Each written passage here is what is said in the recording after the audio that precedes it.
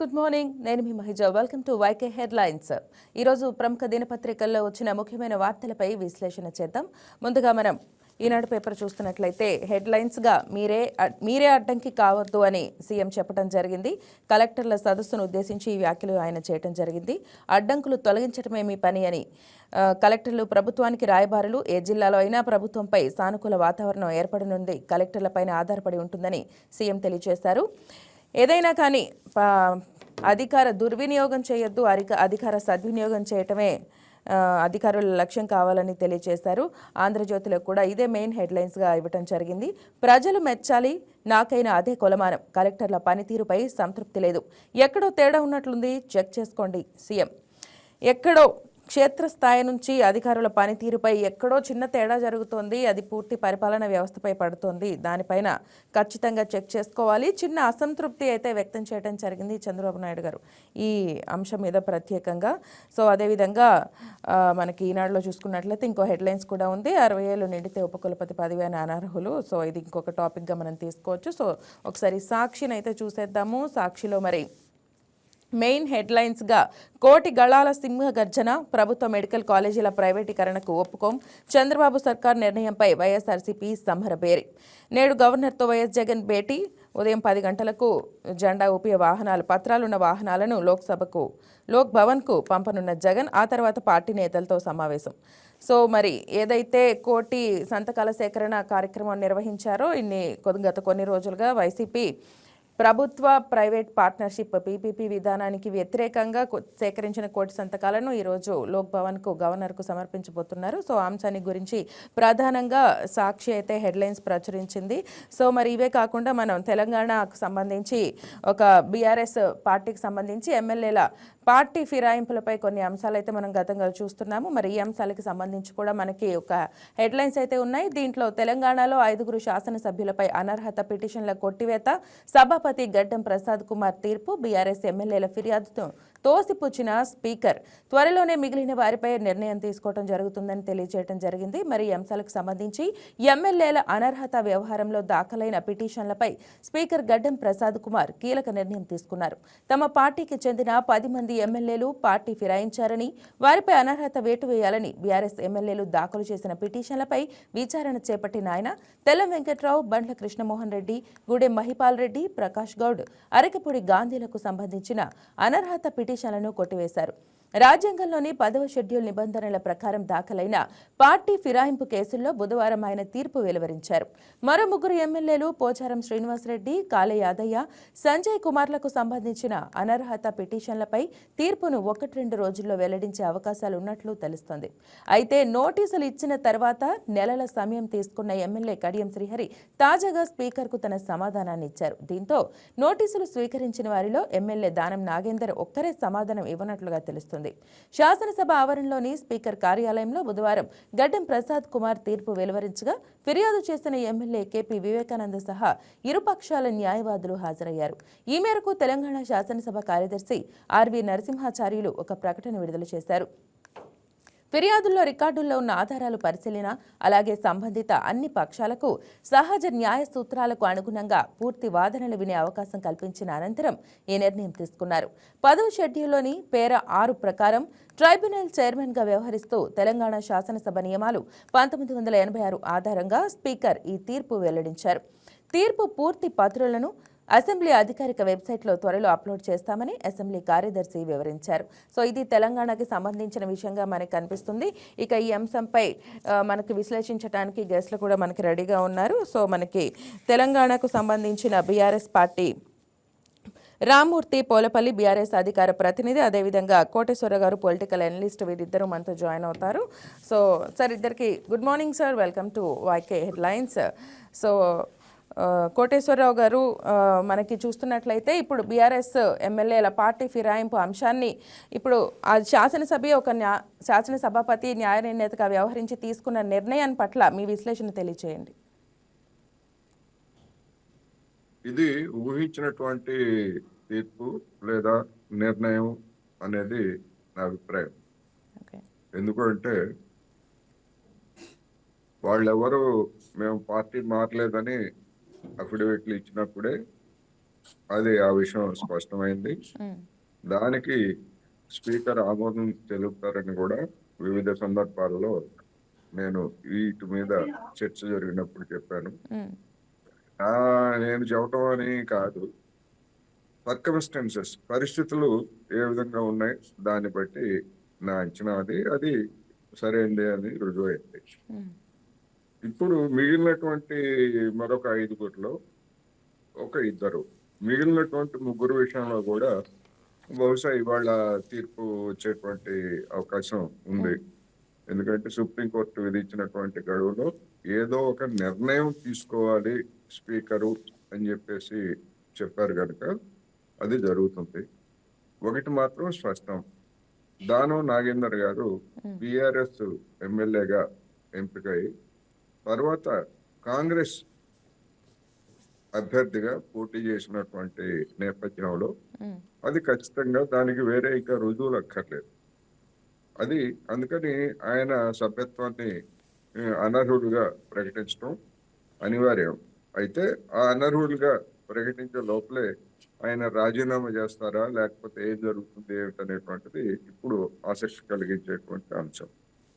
కడియం శ్రీహరి గారు ఆయన ఇచ్చినటువంటి అఫిడవిట్లు నేను పార్టీ మారలేదు పిఆర్ఎస్ అని చెప్పేసి చెప్తున్నారు. అయితే ఆయన కుమార్తె కాంగ్రెస్ అభ్యర్థిగా పోటీ చేసినటువంటి సమయంలో కాంగ్రెస్ పార్టీతో కలిసి వేదికలు పంచుకొని చేసినటువంటి ఉపన్యాసాల ఆధారంగా ఆయన సభ్యత్వం కూడా అనర్హతకు గురవుతుందనేటువంటి అభిప్రాయాన్ని గతంలో వెల్లడించారు. ఇప్పటికీ కూడా నా అభిప్రాయం అయితే అదే, ఆయన సభ్యత్వం కూడా. అయితే ఏంటంటే సభల్లో పాల్గొన్నంత మాత్రాన లేదా ముఖ్యమంత్రితో కండువాలు కప్పించుకున్నంత మాత్రాన అదేమీ రుజువు కాదని చెప్పేసి స్పీకరు ఈ తాజా నిన్నటి నిర్ణయంలో ప్రకటించినందువల్ల మరి అలాంటి అభిప్రాయాన్ని మరి కడియం శ్రీహరి విషయంలో కూడా వెల్లడించి ఆయన సభ్యత్వాన్ని అదే విధంగా బీఆర్ఎస్ ఆయన కూడా పార్టీ మారలేదని చెప్తారా అనేటువంటిది ఒకటి. ఇప్పుడు సరికొత్త ఒక సమస్య తలెత్తింది. స్పీకర్ల వ్యవస్థ అంటే అది ఒక స్వతంత్ర వ్యవస్థ. లోక్సభ స్పీకర్ అయినా రాష్ట్రాల స్పీకర్లు అయినా కానీ వాళ్ళ మీద మరొక వాళ్ళు ఇచ్చినటువంటి తీర్పుల మీద నిర్ణయాల మీద సమీక్ష చేయడానికి లేకపోతే అవి సరైనవా కాదా అని చెప్పడానికి కోర్టు న్యాయ వ్యవస్థకి ఏ విధమైనటువంటి అధికారాలు ఉన్నట్టు ఇప్పటి వరకు అయితే లేదు. మరి ఇప్పుడు బీఆర్ఎస్ నాయకులు మేము కోర్టుకు వెళ్తాము అని చెప్పేసి అంటున్నారు. స్పీకర్ ఇచ్చినటువంటి నిర్ణయం మీద కోర్టుకు వెళ్తారా లేకపోతే మరొక ప్రత్యేకమైనటువంటి కేసుని వాళ్ళు దాఖలు చేస్తారా అనేటువంటిది చూడాల్సినటువంటి అవసరం. ఎందుకంటే స్పీకర్ అనేటువంటి వ్యక్తి, స్పీకర్ స్థానం న్యాయ వ్యవస్థ పరిధిలోది కాదు. అందుకని స్పీకర్ తీసుకునేటువంటి నిర్ణయాన్ని న్యాయ వ్యవస్థ ఏ విధంగా సమీక్షిస్తుంది అనేటువంటి చట్టపరమైనటువంటి ప్రశ్నలు కూడా వస్తాయి. ఒకవేళ ఏ కారణంతో అయినా సుప్రీంకోర్టు కానీ లేదా హైకోర్టు కానీ అలాంటి సమీక్షకు లేదా దాని మీద ఆ కేసు విచారణ కనుక తీసుకున్నట్లయితే భారత న్యాయ వ్యవస్థలో ఒక కొత్త అధ్యాయం ప్రారంభమైనట్లే చెప్పాల్సి వస్తుంది. అందువల్ల అది జరుగుతుందా లేదా ఏం జరుగుతుందా అనేటువంటిది మనం రాబోయే రోజుల్లో చూడాలి. Exactly right. రామూర్తి గారు ముందు చెప్పినట్టుగా దానం నాగేందర్ పదవి పోవడం ఖాయం. కడియం శ్రీహరి మాత్రం కొంతకాలం లిటిగేషన్ లో కొనసాగేటువంటి అవకాశం ఉంది. ఫైనల్ గా ఏమవుతుంది ఏమిటనేటువంటిది చూడాలి. రైట్. రామూర్తి గారు ఒకసారి మీ విశ్లేషణ. అంటే ఆల్రెడీ ఎలక్ట్ అయినప్పుడు ఉన్న 39 మంది 27 మంది అయ్యారు. ఇప్పుడు కూడా ఒక 10 మందిపై మీరే నోటీసులు పంపించడం జరిగింది. దానం నాగేంద్ర గారు ఇప్పటికీ కూడా సమాధానం ఇవ్వలేదు నోటీసులకి. సో మరి దీన్ని బట్టి చూస్తుంటే ఒకసారి పార్టీ పటిష్టతపై కూడా పలు అనుమానాలు వ్యక్తమయ్యే అవకాశం అయితే ఉంటుంది. దీన్ని మీరు ఎలా విశ్లేషిస్తారు? పార్టీ పటిష్టంగా ఉందండి. పార్టీకి ఇప్పుడు ఎమ్మెల్యేలు వేరు, ఏదైతే వాస్తవంగా చెప్పాలంటే పార్టీ వేరు. ఇప్పుడు స్థానిక ఎన్నికల్లో కూడా మీకు రిజల్ట్స్ వచ్చి ఏ విధంగా వస్తున్నారు. ఇంకోటి ఏంటంటే ఇప్పుడు కడియం శ్రీహరి కానీ లేకపోతే దానం నాగేందర్ కానీ ఆల్రెడీ అడ్డంగా దొరికిళ్ళు. కానీ ఇప్పుడు ఏదైతే కడియం శ్రీహరి కూడా నిన్న చెప్పిన మాటలు వాస్తవంగా చెప్పాలంటే ఊసర వెళ్ళి కూడా సిగ్గుపడుతుందని రంగులు మార్చే విధానం. ఎందుకంటే గతంలో వరంగల్లో 2 నెలల కింద 3 నెలల కింద కూడా నేను పార్టీ మారినా అని డైరెక్ట్ స్పీచ్లలో కూడా తెలియడం జరిగింది. అదే విధంగా ఏదైతే తన కూతురు ఎంపీగా పోటీ చేసేటప్పుడు ఏదైతే నామినేషన్ పత్రాల్లో కూడా తన సంతకాన్ని కూడా ఏదైతే మేము సబ్మిట్ చేసినాం, ఏదైతే అది ఎవిడెన్స్ కింద లెక్క అన్నట్టు. ఏదైతే ఇప్పుడు వాస్తవంగా చెప్పాలంటే మేము ఏదైతే సుప్రీంకోర్టుకు మేము కంప్లీట్ గా మేము ఏదైతే ఎవిడెన్స్ చేశామో, సుప్రీంకోర్టు ఏదైతే స్పీకర్ కి క్లియర్ గా చెప్పడం జరిగింది. ఎందుకంటే మీరు నిర్ణయం తీసుకుంటారా లేకపోతే ఏదైతే వచ్చే సంక్రాంతి జైల్లో చేసుకుంటారా ఇక్కడ చేసుకుంటారా అని అడిగితే, వాస్తవంగా ఏంటంటే ఓపెన్ గా మాట్లాడాలనుకుంటే గడ్డం ప్రసాద్ గారు అరచేతి గుర్తులో ఉన్నట్టు అరచేతిలో ఉన్నట్టే ఇప్పుడు మనం చూసుకోవచ్చు. ఎందుకంటే ఒక స్పీకర్ అనే వ్యక్తి ఏ పార్టీకి సంబంధం లేకుండా వ్యవహరించాలి. కానీ ఇప్పుడు ఏంటంటే కాంగ్రెస్ పార్టీకి తొత్తుగా వ్యవహరిస్తున్నట్టు క్లియర్ గా అర్థమైంది. ఎందుకంటే రాష్ట్ర ప్రజలకు మొత్తం తెలుసు. ఎందుకంటే ఈ 10 మంది పార్టీ మారిన విషయం, సంఖ్యలో ఉన్న పిల్లల నుంచి వెళ్ళి కురువృద్ధుల వరకు కూడా పార్టీ మారిళ్ళు అన్నది తెలుసు. కానీ పార్టీ మారలేదు అంటే ఇక అది వాళ్ళ విచక్షణకి వదిలేస్తున్నాయి. ఇంకొకటి ఏంటంటే ఎవరైనా కూడా గతంలో కూడా 2014లో ప్రభుత్వం వచ్చినప్పుడు 2015లో ఏదైతే నోట్ల కట్టలతోనే ఏదైతే ఒక వ్యక్తి ప్రయత్నం చేసినప్పుడు ఏదైతే మేము కూడా యాంటీ డిఫెక్షన్ లాకు అనుగుణంగా 2/3 మేము చేసుకోవడం జరిగింది టీడీపీని. దాని తర్వాత 2018లో జరిగిన ఎండింగ్ లో జరిగిన ఎలక్షన్స్ లో 2019లో రిజల్ట్ వచ్చింది. అందులో కూడా 88 సీట్లు మాకు వచ్చిన తర్వాత అక్కడ ఉండి ఏం చేస్తామని చాలా మంది వచ్చి చేరడం జరిగింది కాంగ్రెస్ సంబంధించిన వాళ్ళు. వచ్చిన వాళ్ళు కూడా ధైర్యంగా చెప్పిల్లండి. ఎవరు కూడా ఈ విధంగా ఏదైతే ఈ 10 మంది లాగా మాత్రం వివరించలేదు. వాస్తవంగా చెప్పాలంటే ఈ 10 మంది వీధి కుక్కలతో సమానం. ఎక్కడ ప్రబోజనం ఉంటే అక్కడ పోయి తిట్టే అన్నట్టు వీళ్ళ గత చరిత్ర కూడా చూసుకోవచ్చు. ఎందుకంటే వీళ్ళు పార్టీలు మారుకుంటా వ్యక్తిగత లాభం కోసం, అదే విధంగా వీళ్ళ ఆస్తులు కాపాడుకోనికి, ఇంకోటి ఏంటంటే వాళ్ళ కుటుంబాన్ని రాజకీయంగా ఒక సుస్థిరపరచుకోవడానికి ప్రయత్నం చేస్తున్నారు తప్ప వీళ్ళు వ్యక్తిగత ప్రయోజనాల కోసం పార్టీలు మారుతున్నారు తప్ప ప్రజా ప్రయోజనాల గురించి కాదు. ఇంకోటి ఏంటంటే ఏ ఎమ్మెల్యే అయినా రాజకీయంగా సుస్థిరం చేసుకోవడానికి ప్రయత్నిస్తున్నారంటే ఇప్పుడు అస్థిరత ఉందని అర్థం సార్. వాళ్ళ దాంట్లో ఏమంటుంది ఇప్పుడు నేనేమంటున్నా అంటే ఈ 10 మంది చరిత్ర చూసినా కూడా వాస్తవంగా తెలుస్తుంది కంప్లీట్ గా. ఇప్పుడు పార్టీ ఫిరాయింపులు చేయొద్దని క్లియర్ గా అయితే కాంగ్రెస్ పార్టీ క్లియర్ గా రాజ్యాంగం చేతిలో పెట్టుకుని రాహుల్ గాంధీ అయితే మొత్తం తిరుగుతున్నాడు. మా నాన్న ఏదైతే పార్టీ ఫిరాయింపుల చట్టం తీసుకొచ్చిండు అంటే పార్టీ ఫిరాయింపుల చట్టం తీసుకొచ్చింది మీరే, దాన్ని తుంగలోకి తొక్కింది మీరే. ఎందుకంటే దాదాపు వేల సంఖ్యలో పార్టీ మారిన వాళ్ళు ఎవరైనా ఉన్నారంటే వాస్తవంగా 67 నుంచి ఇప్పటి వరకు కాంగ్రెస్ పార్టీ అని చెప్పుకోవచ్చు. దాని తర్వాత 300 మంది ఎంపీ ఎమ్మెల్యేలు మార్చిన చరిత్ర అయితే బీజేపీ పార్టీది. నేను గతంలో కూడా చెప్పాను, ఎప్పుడు కూడా చెప్పాను, ఏదైతే ఫిరాయింపులకు వాస్తవంగా చెప్పాలంటే తండ్రి ఎవరైనా ఉంటే అది కాంగ్రెస్ పార్టీ, దాని కొడుకు ఎవరైనా ఉంటే వాస్తవంగా చెప్పాలంటే ఏదైతే బీజేపీ పార్టీ. మేము మార్చినప్పుడు కూడా చెప్పాము క్లియర్గా. ఎందుకంటే మేము యాంటీ డిఫెక్షన్ లాకి అనుగుణంగానే పోయాం మొదటిసారి. రెండోసారి మాత్రం ఏదైతే వాళ్ళు వచ్చి చేరిన వాళ్ళు కూడా ధైర్యంగా చెప్పుకున్నారు. ఏదైతే మేము పార్టీ మారినామని చెప్పుకున్నారు కానీ ఈ విధంగా బొక్కాయిస్తూ ఈ విధంగా అయితే పదవి పోతే 10 నిమిషాలు కూడా బతకని ఈ విధవల గురించి మాట్లాడడం వాస్తవంగా చెప్పాలంటే నాకు కూడా సిగ్గు అనిపిస్తుంది. ఎందుకంటే కడియం శ్రీహరి లాంటి వాళ్ళని, మేధావిని, నీతిమంతుణ్ణి, ధర్మాత్ముని, నేను సత్యహరిశ్చంద్రుడి తమ్ముని కొడుకుని అని మాట్లాడితే ఈ రోజు, ఎందుకంటే నాకు చెప్తున్నా కదా స్టేషన్ గన్పూర్ కానీ ఏదైతే ఉమ్మడి వరంగల్ జిల్లా అదొక భాగం. కానీ ఇప్పుడు ఏంటంటే వరంగల్ ప్రజలు కానీ వాస్తవంగా చెప్పాలంటే కాంట్రాకిచ్చి ఉంచాలనుకుంటున్నారు నాకు ముఖం మీద అలాంటి పరిస్థితులు. రైట్. అయితే మరి చూసినట్లయితే మీరన్నట్టు చూసినట్లయితే వరంగల్ బీఆర్ఎస్కి కంచుకోటగా భావించే వరంగల్లో రీసెంట్ మన పంచాయతీ ఎలక్షన్స్ చూసినట్లయితే కాంగ్రెస్ 73 స్థానాలు కైవసం చేసుకోవడం జరిగింది. 3వ విడత ఫలితాల్లో మరి బీఆర్ఎస్కి 35 స్థానాలు రావడం జరిగింది. మరి దీని పట్ల మీ విశ్లేషణ? లేదండి, ఇప్పుడు మొత్తం కంప్లీట్ నా దగ్గర కూడా లెక్క ఉన్నది.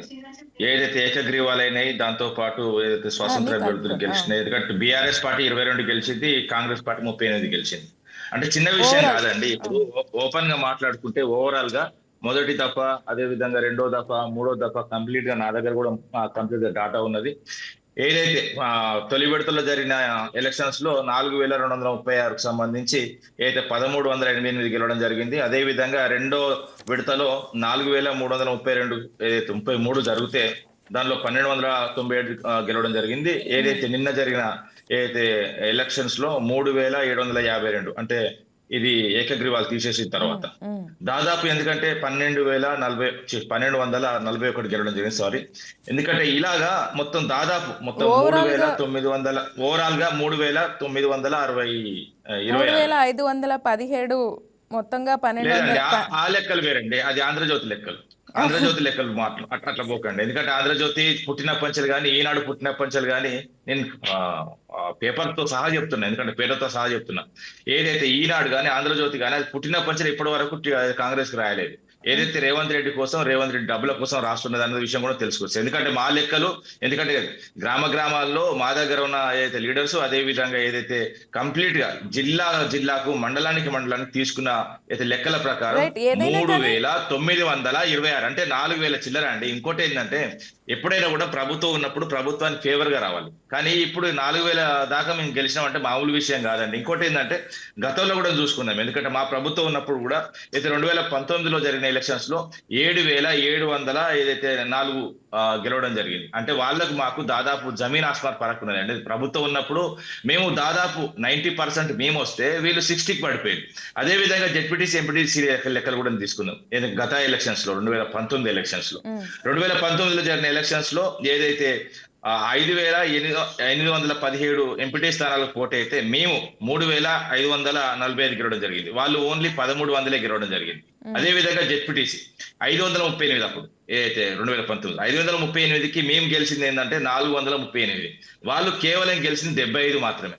మా బలం అది, వాళ్ళ బలహీనత అది. Exactly sir, right. ఏదైనా కానీ ఒకసారి మనం విశ్లేషణ చూసుకుంటే ఒకసారి దీని పట్ల కోటేశ్వరరావు కూడా మాట్లాడతారు. సార్, మొత్తంగా 12,000 వాళ్ళు ఇటీవల మనం విడుదలైన చూసుకుంటే మొత్తంగా 12,690 పైచిలకు స్థానాలు ఉంటే దానిపైన సార్ చెప్పినట్టు 12,728 సో సార్ చెప్పినట్టు, రామూర్తి గారు చెప్పినట్టు 3,900 అంటే 4,000 చిల్లర అనేది ఇది మనకి కరెక్ట్గా అభ్యర్థులలో చిల్లర లెక్కలు ఎలాగ వస్తాయి, దీని పట్ల ఒకసారి మీరు విశ్లేషించండి కోటేశ్వరరావు గారు.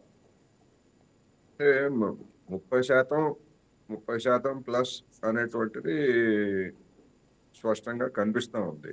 అయితే కాంగ్రెస్ పార్టీ చెప్పే లెక్కలు కావచ్చు, లేకపోతే బీఆర్ఎస్ పార్టీ చెప్పేటువంటి లెక్కల్లో కొంత తేడా ఉంటుంది. ఎందుకంటే మీడియాలో వచ్చినటువంటి లెక్కలు ఏదో ఒక పార్టీ వాళ్ళు అందించినటువంటివి తప్ప అవేమి నాకు తెలిసినంత వరకు అఫీషియల్ గా ఎన్నికల సంఘం ఫలానా పార్టీ వాళ్ళు ఇంతమందని ఎక్కడ ప్రకటించడానికి లేదు. ఎందుకంటే అది పార్టీ రహిత పద్ధతుల్లో జరిగింది కనుక. సరే, ఆ లెక్కలు అనేటువంటి ఆ కాంట్రవర్సీ ఎప్పుడు ఉంటది. దాని గురించి కంటే ఇప్పుడు ఈ ఈ 3 దశలు ఎన్నికల ఫలితాలు వచ్చిన తర్వాత ఇతరులు స్వతంత్రులుగా లేదా రెబెల్స్ గా బీఆర్ఎస్ కావచ్చు, బీజేపీ కావచ్చు, కాంగ్రెస్ కావచ్చు ఆ బెడద ఉన్నది. అటువంటి వాళ్ళు, గెలిచినటువంటి వాళ్ళు ఇప్పుడు మరి అధికార పక్షానికే వెళ్ళడానికి ఎక్కువ అవకాశం ఉంది. అందుకని ఆ విధంగా అంతిమంగా మరి కొద్ది రోజుల తర్వాత అంటే పదవి బాధ్యతలు స్వీకరించేందుకు 22వ తారీఖు అనేటువంటిది నిర్ణయించారు కనుక ఆనాటికి కానీ లేదా తర్వాత కానీ ఫైనల్ గా ఎవరు స్వతంత్రులుగా ఉన్నటువంటి వాళ్ళు ఎవరైతే ఉంటారు, లేదా పార్టీ తరఫున గెలిచినటువంటి వాళ్ళలో కూడా ఇప్పుడు ఈవెన్ బీఆర్ఎస్ కావచ్చు, బీజేపీ వాళ్ళు కావచ్చు, వీళ్ళలో కూడా పార్టీ ఫిరాయించడం అంటే అక్కడ ఏం అఫీషియల్ గా ఏమి ఉండదు. అలాగే సర్పంచ్ కాంగ్రెస్ నుంచి బీఆర్ఎస్ కైనా, బీఆర్ఎస్ నుంచి కాంగ్రెస్ కైనా కానీ స్థానికంగా ఉండేటువంటి దాన్ని బట్టి తప్ప అఫీషియల్ గా ఉండదు. దాని మీద చర్యలు తీసుకోవడానికి కూడా ఉండవు. ఆయా పార్టీలకు ఎలాంటి అధికారం కూడా ఉండదు. అందుకని ఫైనల్ గా నా అభిప్రాయం అయితే ఇప్పుడు వచ్చినటువంటి దానికంటే ఇంకా కాంగ్రెస్ కి పెరిగేటువంటి అవకాశాలే ఉన్నాయి తప్ప తగ్గేటువంటి అవకాశాలు అయితే లేవు. అయితే తక్షణమే అనేకమైనటువంటి సమస్యలను కూడా అది ఎదుర్కోబోతుందని కూడా మనం చెప్పుకోవచ్చు. రైట్. రామూర్తి గారు, దీనిపైన మీరు ఏకీభవిస్తారా? అటు ఎమ్మెల్యేలే కాకుండా సర్పంచులు ఎలక్ట్ అయిన వాళ్ళు కూడా పార్టీ ఫిరాయించవచ్చు అని కోటేశ్వరరావు గారు అంటున్నారు. లేదండి, పార్టీ ఫిరాయింపులు వాస్తవంగా ఏంటంటే ఆ చట్టం సరిగ్గా లేక ఏదైతే ఆ చట్టాన్ని కొంచెం అందులో లొసుగులు ఉపయోగించి ఇప్పటి వరకు కొంతమంది రాజకీయ నాయకుల క్రీడలో భాగంగా అవుతుంది. దాన్ని వాస్తవంగా చెప్పాలంటే బీజేపీ ప్రభుత్వం వచ్చిన తర్వాత మేము పార్టీ ఫిరాయింపులకు వ్యతిరేకం వాళ్ళు అంటారు. అదేవిధంగా కాంగ్రెస్ అధికారంలో ఉన్నప్పుడు వాళ్ళు కూడా పార్టీ ఫిరాయింపులకు వ్యతిరేకం అంటారు. కానీ ఆ చట్టాన్ని ఏదైతే పటిష్టంగా చేయడంలో ఇరు పార్టీలు ఫెయిల్ అయినాయి. ఎందుకంటే ఇది రాష్ట్ర పరిధి కాదు, పార్టీ ఫిరాయింపుల చట్టం అన్నది. ఖచ్చితంగా కేంద్రం ఒక పార్లమెంట్ లో గట్టి చట్టం తీసుకొచ్చి ఆ చట్టం ఉన్నది, ఆ చట్టాన్ని పటిష్టం చేయాల్సిందిగా వాస్తవంగా ప్రతి పౌరుడు కోరుకున్నాడు. ఇంకోటి ఏంటంటే ఇప్పుడు హర్యానాలో కూడా మొన్న చూసాం స్పీకర్ ఏ విధంగా నిర్ణయం తీసుకున్నాడు. అక్కడ ఒకలాగా ఇక్కడ ఒకలాగా ప్రవర్తించడం అన్నది ఏదైతే కాంగ్రెస్ ద్వంద్వ నీతి బయటపడుతున్నది. ఎందుకంటే ఒక రాజ్యాంగం చేతిలో పట్టుకొని మేము రాజ్యాంగబద్ధంగా పార్టీ ఫిరాయింపులకు వ్యతిరేకమని ఏదైతే వాస్తవంగా రాహుల్ గాంధీ చెప్తాడు, అదే విధంగా రేవంత్ రెడ్డి కూడా ఏదైతే అధికారంలో రానికి ఈ గోడ మీద వాడిన కాకి ఆ గోడ మీద వాళ్తే కాల్చి చంపుతా, ఏదైతే పార్టీ మారినోళ్ళు ఊర్లలో తిరిగితే రాళ్లతో కొట్టి చంపాలన్నాడు. అదే విధంగా మొన్న గత అసెంబ్లీలో కూడా పార్టీ ఫిరాయింపుల విషయం మాట్లాడుతూ, ఎందుకంటే పార్టీ మారిన దగ్గర ఎలక్షన్స్ రావని నిండు అసెంబ్లీలో ఒప్పుకున్నాడు. అంటే పార్టీ ఫిరాయింపులు జరిగినాయని ఏదైతే రేవంత్ రెడ్డి ఒప్పుకున్నట్టు. అంతకు ముందు కూడా ఏదైతే పార్టీ ఫిరాయింపుల విషయంలో మాట్లాడుతూ మేము సగం గేట్లే తెరిచినాం, ఇంకా మొత్తం గేట్లు తెరిస్తే మొత్తం కంప్లీట్ గా అయితే బీఆర్ఎస్ పార్టీ వివిధ పార్టీలు వచ్చి మా దాంట్లో బీజేపీ కూడా మా దాంట్లో చేరతారని మాట్లాడు. అది కూడా ఓపెన్ గా, అది కూడా స్టేట్మెంటే. కానీ ఇవేవి కనబడతలేవు. ఎందుకంటే గడ్డ ప్రసాద్ గారికి వాస్తవంగా చూపు మందగించినట్టు. అది వాస్తవంగా అయితే కంటి వెలుగులో మా ప్రభుత్వం ఉన్నప్పుడు కంటి వెలుగులో ఆపరేషన్ చేసుకున్నా బాగుండేది. కానీ ఇక దాని ఇంకోటి ఏంటంటే న్యాయాన్ని, ధర్మాన్ని, అదే విధంగా ఏదైతే పార్టీ ఫిరాయింపుల చట్టం రాహుల్ గాంధీ తీసుకొచ్చిన, ఏదైతే రాహుల్ గాంధీ వాళ్ళ ఫాదర్ తీసుకొచ్చిన అయితే పార్టీ ఫిరాయింపుల చట్టాన్ని తుంగలో తొక్కింది ఈ కాంగ్రెస్ ప్రభుత్వం. అదే విధంగా ఏదైతే గడ్డం ప్రసాద్ గారు అయితే కంప్లీట్ గా ఏదైతే ఒక రాజ్యాంగబద్ధంగా వ్యవహరించవలసిన వాస్తవంగా ఏదైతే ప్రసాద్ గారు కంప్లీట్ గా అయితే కాంగ్రెస్ పార్టీ చేతుల్లోకి వెళ్ళి. ఇంకో విషయం ఏంటంటే ఓపెన్ గా మాట్లాడుకుంటే ఇప్పుడు ఒక స్పీకర్ అనే వ్యక్తి వాస్తవంగా చెప్పాలంటే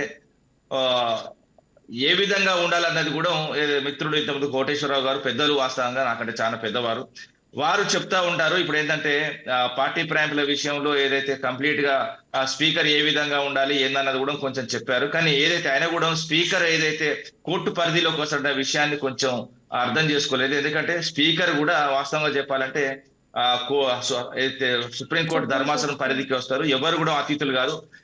ఖచ్చితంగా కోర్టు ఏదైతే ఉందో కోర్టు తీర్పు వచ్చే వరకు వెయిట్ చేయాలి. ఎందుకంటే కోర్టు వేరు, స్పీకర్ వేరు. స్పీకర్ ఏదైతే ఒక పార్టీ చేతిలో ఉంటారు కానీ కోర్టు మాత్రం ఎవరి చేతిలో ఉండదు. వీళ్ళు ఎన్ని ఆసనాలు వేసినా కాంగ్రెస్ పార్టీ రాజ్యాంగ ధర్మాసనం కంటే పెద్ద ఆసనం ఇంకేం లేదు భారతదేశంలో. ఖచ్చితంగా కోర్టు వీళ్ళకి చుక్కెదురైతుంది. మేము కోర్టులో ఏదైతే ఎవిడెన్స్ ప్రొడ్యూస్ చేసిన తర్వాత నిర్ణయాన్ని ఏదైతే లాస్ట్ ఒక తుదిగా ఒక అవకాశం ఇచ్చిందో అవకాశంలో కూడా మేము ఏదైతే వాస్తవంగా చెప్పాలంటే స్పీకర్ గారు ఫెయిల్ అయింది కాబట్టి ఖచ్చితంగా సుప్రీంకోర్టులో అయితే వాస్తవంగా బీఆర్ఎస్ వరకు వస్తుంది. ఖచ్చితంగా ఈ 10 మంది ఖచ్చితంగా అనర్హులు అవుతారు. రైట్ కోటేశ్వరరావు గారు, మరి రామ్మూర్తి గారు చెప్పినట్టు ఖచ్చితంగా వాళ్ళ అనర్హత పడుతుంది అని అంటున్నారు. కానీ ఆల్రెడీ 5గురికి పిటిషన్ కొట్టివేయడం జరిగింది. మరి స్పీకర్ తీర్పుని కోర్టు సమర్థిస్తుందంటారా? మీ ఎనాలిసిస్ ప్రకారం ఖచ్చితంగా దాన్ని మళ్ళీ మార్చొచ్చు అంటారా? నేను అదే చెప్తున్నా.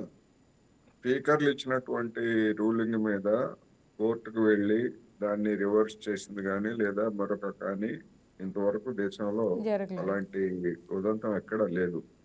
ఈ విధమైనటువంటి పరిస్థితి.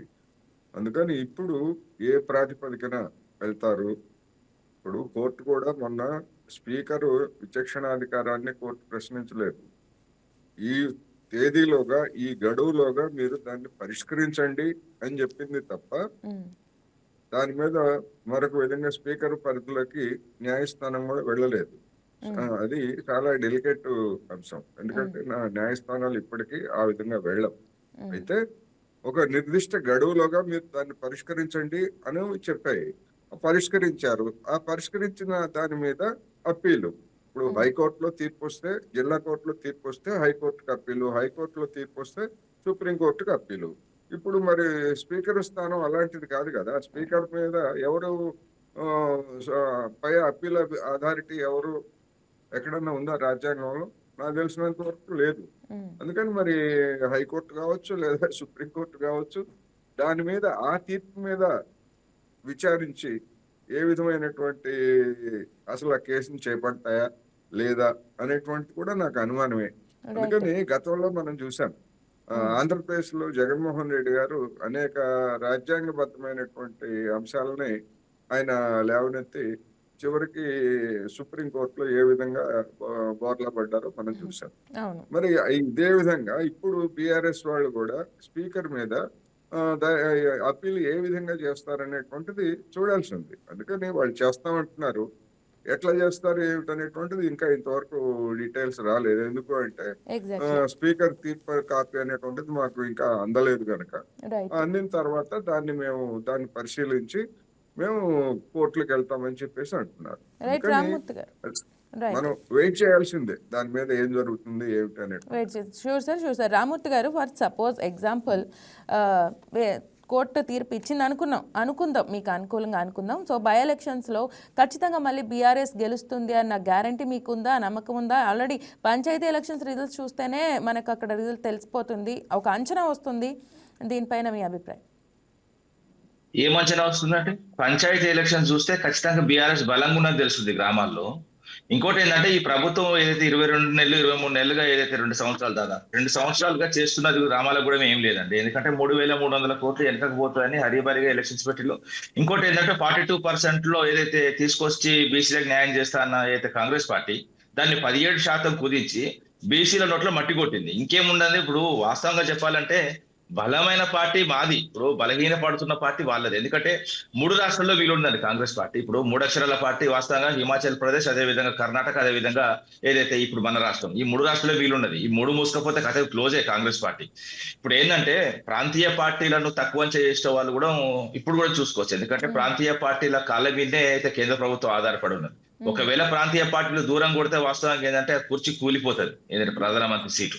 ఆ విధమైన పరిస్థితి ఉన్నది. ఇంకోటి ఏంటంటే ఇప్పుడు కాంగ్రెస్ పార్టీ ఇక్కడ చేస్తున్న విధానాలు కానీ ఏదైతే కేంద్రంలో ఒకలాగా రాష్ట్రంలో ఒకలాగా వ్యవహరిస్తున్నది క్లియర్ గా తెలుసుకోవచ్చు. ఎందుకంటే ఇప్పుడు ఓటుకు నోటు విషయం కానీ లేకపోతే అదే విధంగా ఏదైతే ఓటు చోరీ అంశం కానీ ఏదైతే కేంద్ర వ్యాప్తంగా ఏదైతే మిగతా 28 రాష్ట్రాలు కేంద్ర ప్రాంతాలు పనిచేస్తారు కానీ ఇక్కడ పనిచేయట్లేదు. ఎందుకంటే ఇక్కడ మొత్తం కంప్లీట్ గా కాంగ్రెస్ పార్టీ విధానాలను కంప్లీట్ గా పక్కకు పెట్టి నడుస్తున్నారు. ఎందుకంటే పార్టీ ప్రేమిల విషయం కానీ ఓటు చోరీ విషయం కానీ మొన్న జరిగిన బై ఎలక్షన్స్ కానీ ఏం జరిగిందో కూడా దొంగ ఓట్లతో ఏ విధంగా గెలిచి కూడా చూసుకోవచ్చు.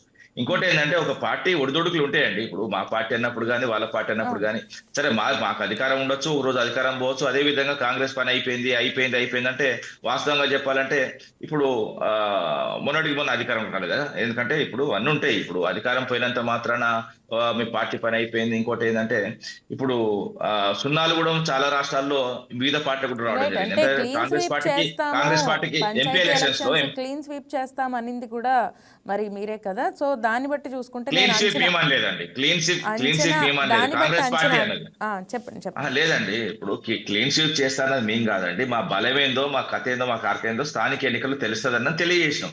ఎందుకంటే ప్రభుత్వం ఉన్నప్పుడు వాస్తవంగా చెప్పాలంటే ఇప్పుడు 12,000 చిల్లర ఏదైతే గ్రామ పంచాయతీలో దాదాపు 10,000 గెలవండే వాళ్ళు, కానీ వాళ్ళు గెలవలేరు. ఆఖరికి 7,000 గెలవండి, 6,000కే పడిపోయిల్లు.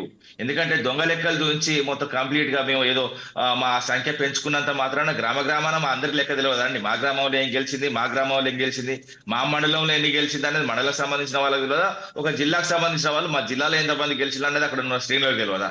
దొంగ లెక్కలు చూపినంత మాత్రాన ఇది ఆన్లైన్ యుగం అండి, సోషల్ మీడియా యుగం, చిటికలో తెలిసిపోతుంది. అంతే తప్ప కానీ ఏదో పిల్లి ఏదో పాలు తాగేటప్పుడు ఎవరు చూడరు అన్నట్టు తాగుతాడు. ఆ విధంగా అయితే ఉండదు కదా అండి. ఇప్పుడు ప్రభుత్వం అన్నప్పుడు కంటిన్యూస్ ప్రాసెస్, ఏదైతే వాళ్ళు వచ్చిర్రు ఇది పరిపాలనరు, ఒకవేళ వీళ్ళ విధానాలు కరెక్ట్ లేకపోతే రేపు పక్కకు పెడతారు. అంతే తప్ప కానీ ఇప్పుడు మేము కూడా గత 10 సంవత్సరాలు 9 సంవత్సరాలు మాకు అధికారం ఇచ్చినప్పుడు మేము ఎక్కడ కూడా విర్రవేయగలేదు.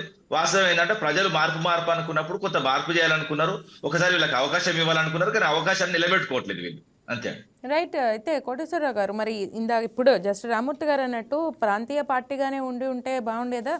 బీఆర్ఎస్గా మారటం వల్ల వీళ్ళకు అది ఎఫెక్ట్ అయిందని మనం భావించవచ్చా బేసిక్గా చూసుకుంటే? బీఆర్ఎస్ అయినా టిఆర్ఎస్ అయినా అది ఒకే పార్టీ.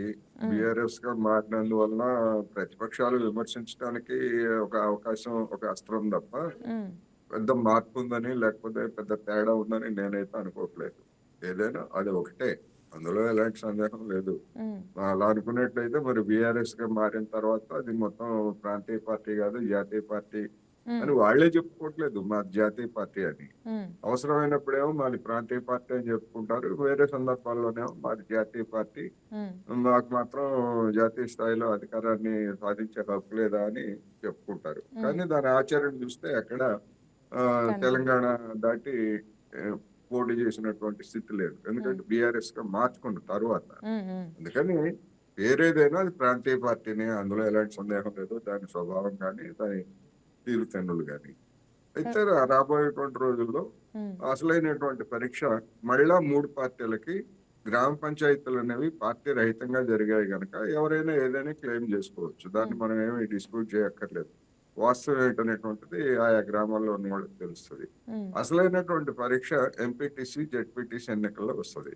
ఆ ఎన్నికలు అనేటువంటి పార్టీ గుర్తుల మీద జరుగుతాయి గనక బలాబలాలు ఏమిటి లేదా ఓటింగ్ శాతం ఎంత ఏమిటి అనేటువంటి విషయాలు అప్పుడు మనకి నిర్దిష్టంగా తెలుస్తాయి. ఇప్పుడు వచ్చినవన్నీ కూడా అవి ఒక అంచనాలు మాత్రమే.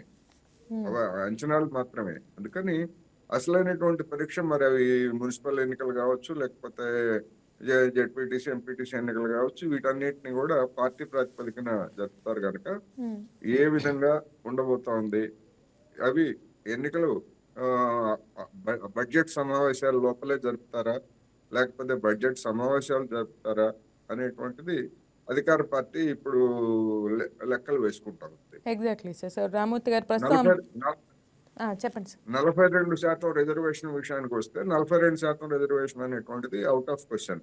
ఎందుకంటే వివిధ కోర్టులు ఇచ్చినటువంటి తీర్పులు అలాగే ఉన్నాయి. ఇప్పుడు తెలంగాణ హైకోర్టులో కూడా కేసు నడుస్తూ ఉంది. నాకు తెలిసినంత వరకు ఆ కేసు కూడా అదేమి నిలిచేటువంటిది కాదు.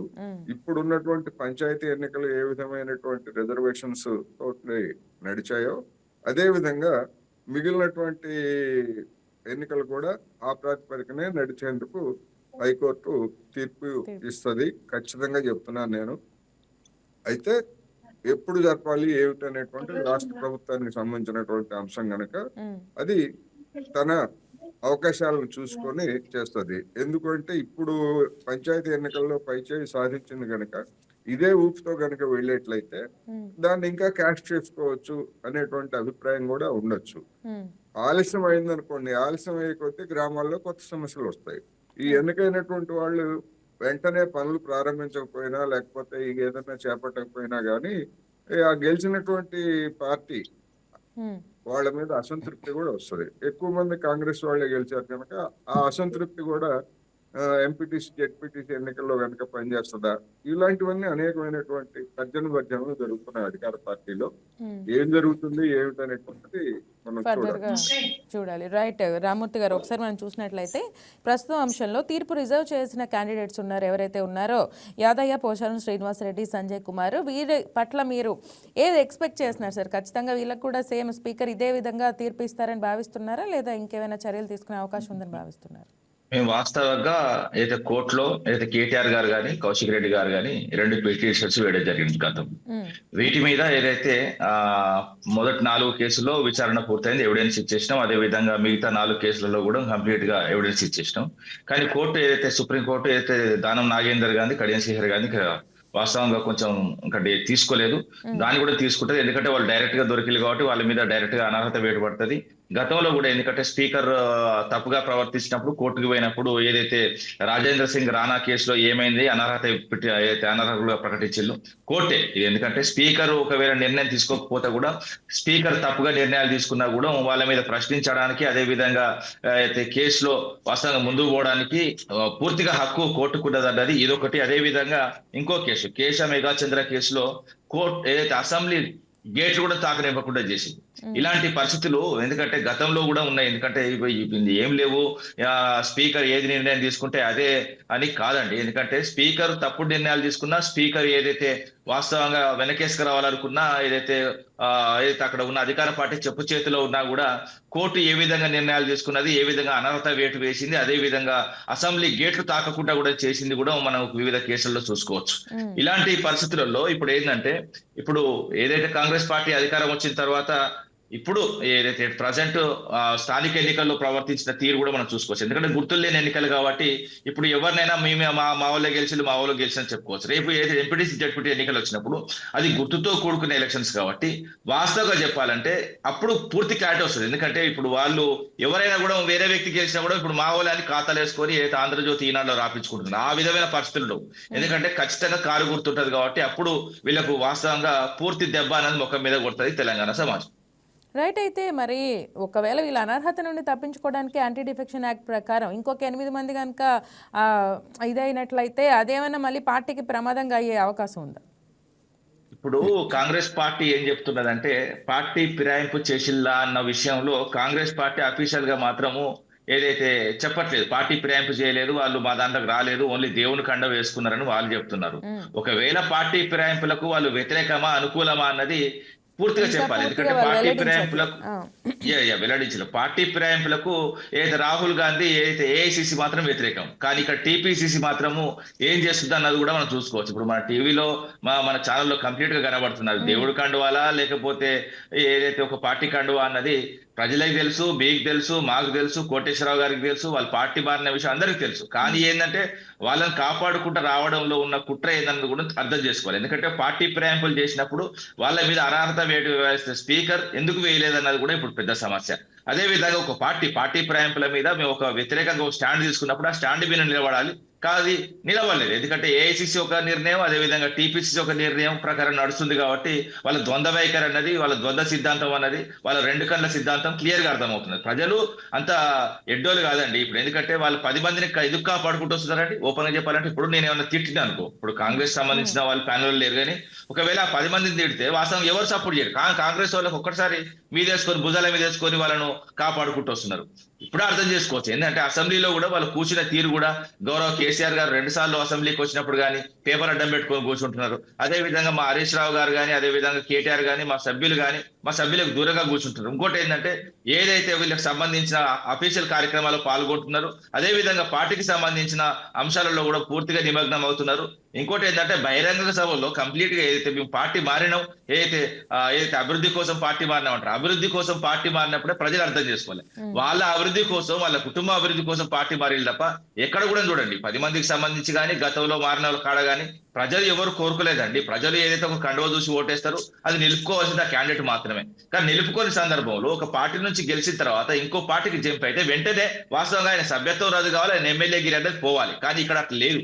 కాబట్టి ఎందుకంటే ఏదైతే పార్టీ ఫిరాయింపుల చట్టంలో లుసుగునలు మొత్తం కంప్లీట్ యూజ్ చేసుకొని వాళ్ళ వ్యక్తిగత ప్రయోజనం కోసం వాళ్ళ పదవులను కాపాడుకొని వాళ్ళ ఆర్థికంగా వాళ్ళు డెవలప్ అవుతున్నారు తప్ప ఏ నియోజకవర్గమైనా చూడండి, ఎక్కడ నియోజకవర్గమైనా ఏదో పార్టీ మారమని ప్రజలు కోరుకున్నారా? ఎందుకు మారిలాంటి వీళ్ళ వ్యక్తిగత ఆలోచనతోనే, వ్యక్తిగతమైన ఆకాంక్షతోనే, వ్యక్తిగత సంపాదన గురించి, అదే విధంగా పదవుల కోసం, అంతే తప్ప కానీ వేరేది ఏం లేదండి. ఇప్పుడు మనం ఓపెన్ గా మాట్లాడుకుంటే ఒక నియోజకవర్గంలో ప్రజలు వచ్చి నువ్వు పార్టీ మారమంటే అప్పుడు పార్టీ మారుతో కథ అండి. వ్యక్తిగత కారణాలు, వ్యక్తిగత నిర్ణయాలు తీసుకొని మొత్తం నేను నియోజకవర్గాని కోసం మారినంటే నియోజకవర్గంలో ఎవరు మారమన్నారు? ఇప్పుడు కడియం శ్రీహరి కానీ, దానం నాగేందర్ కానీ, ఇంకా మారిన 8 మంది కానీ ఎక్కడైనా ఉద్యమాలు వచ్చినాయా మీరు పార్టీ మారమని? ఇప్పుడు ఏంటంటే ఒక కండువ మీద గెలిచినప్పుడు ఖచ్చితంగా అయితే ఆ నాయకత్వాన్ని, ఆ పార్టీ నాయకత్వాన్ని నమ్మి ఆ ప్రజలు ఓటేసినప్పుడు ఆ నమ్మకాన్ని ఖచ్చితంగా కాపాడుకోలేని పక్షంలో వాస్తవంగా ధైర్యంగా చెప్పి నేను ఈ కండువ వదిలేస్తున్నా అని పక్కకు పెట్టి